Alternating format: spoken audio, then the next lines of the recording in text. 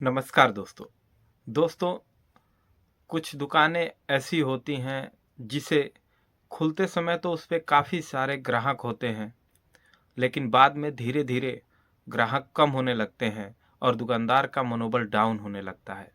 कितने लोगों का तो कमेंट ये आता है कि मुझे दुकान हर हाल में बंद करनी पड़ सकती है।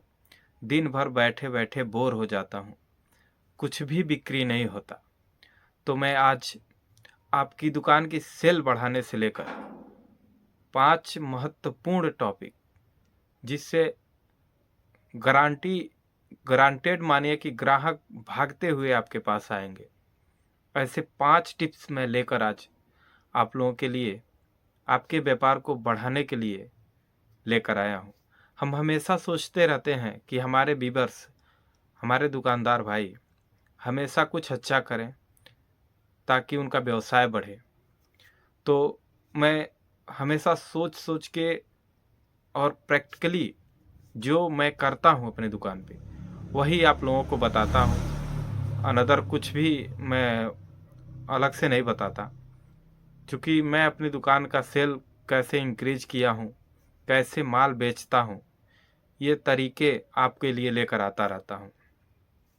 तो दोस्तों, आप हमको फॉलो ज़रूर करें। वीडियो अगर अच्छी लगी तो लाइक भी ज़रूर करें।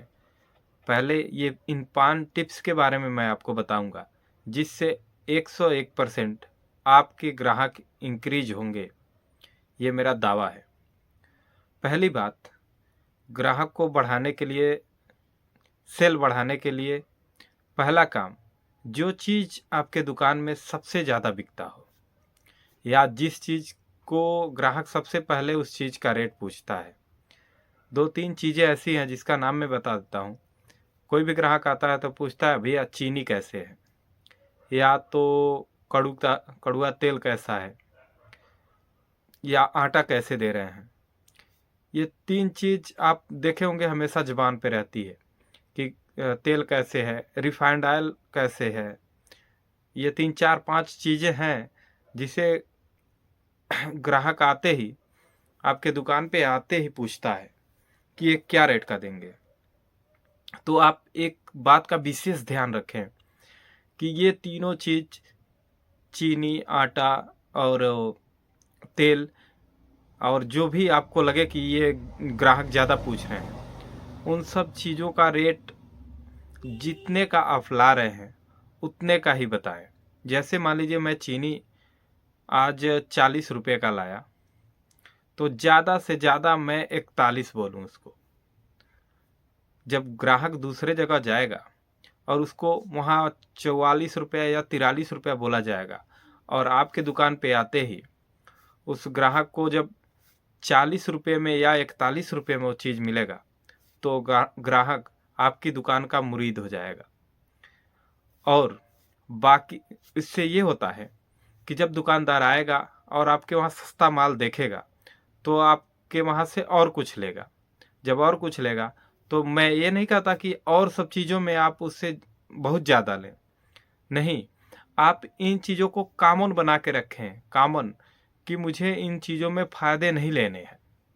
और जब फ़ायदे नहीं लेंगे तो बहुत लोग सोचेंगे कि जब भाई 40 का लाऊंगा 41 का बेचूंगा तो उसमें फ़ायदा क्या होंगे। तो मैं फ़ायदा भी बता रहा हूँ आपको। उस चीज़ को आप उतने में ही बेचें। वो चीज़ रनिंग आइटम है, उसको बिक्री भी ज़्यादा है, उसमें पूंजी भी ज़्यादा लगती है, फिर भी आप घबराएं नहीं। आप उसको रेगुलर रखें और रेट बाय रेट दें। तो इससे क्या होगा, वो ग्राहक आएगा, आपके वहाँ से माल लेगा और अदर चीज़ भी लेगा, तो उसमें आप वाजिब मुनाफा उससे लेते रहें। यदि एक ग्राहक से आप 10 रुपया 15 रुपया पकड़ के चलें, तब भी अगर यदि दिन में आपके यहाँ 50 ग्राहक भी आएंगे तब भी अच्छी कमाई हो जाएगी। तो पहला पॉइंट तो ये था। अब मैं बात करूँगा दूसरे पॉइंट की।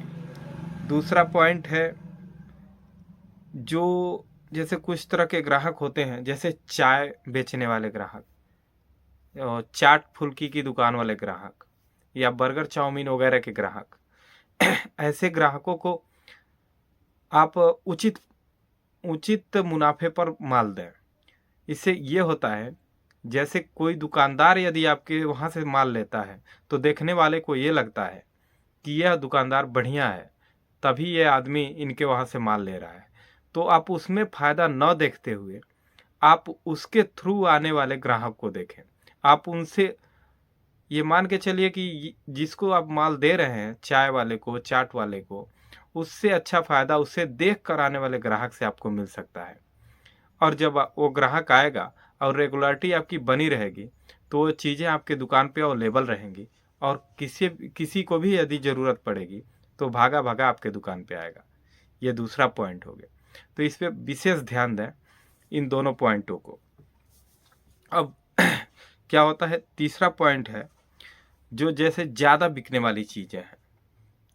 आपके दुकान पे एक लिस्ट बनाएं कि मेरे दुकान पे सबसे ज़्यादा चीज़ क्या बिक रही है और सबसे ज़्यादा मुनाफा किस में हो रहा है। इन सब चीज़ों की लिस्ट बनाएं और उन चीज़ों को आपको कंपल्सरी दुकान में कभी ख़त्म नहीं होना चाहिए।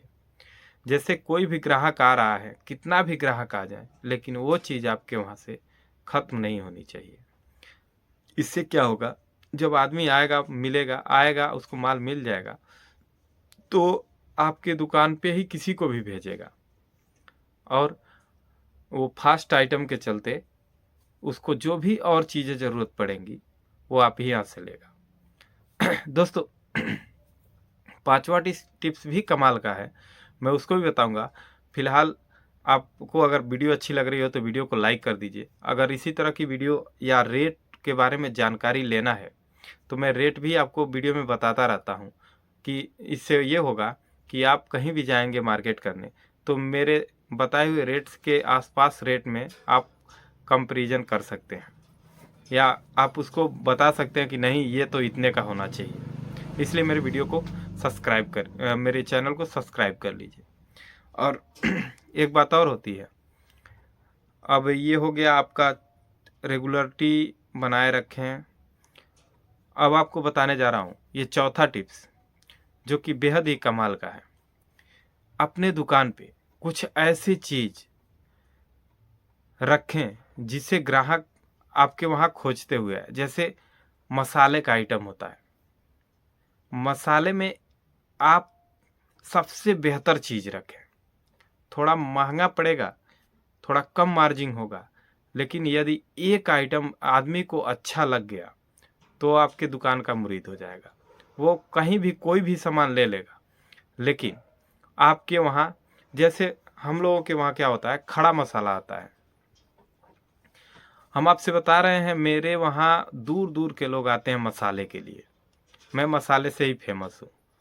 तो मसाला लेने जब आएगा आदमी तो उसके साथ और सारी चीज़ें लेगा।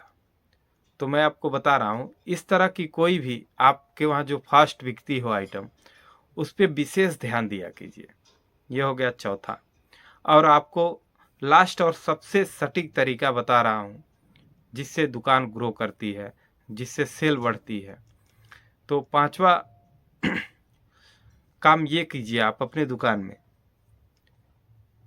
जैसे मान लीजिए आपके दुकान में 100 आइटम है तो आप उस क्या बोलते हैं रेंज को बढ़ाने की कोशिश कीजिए।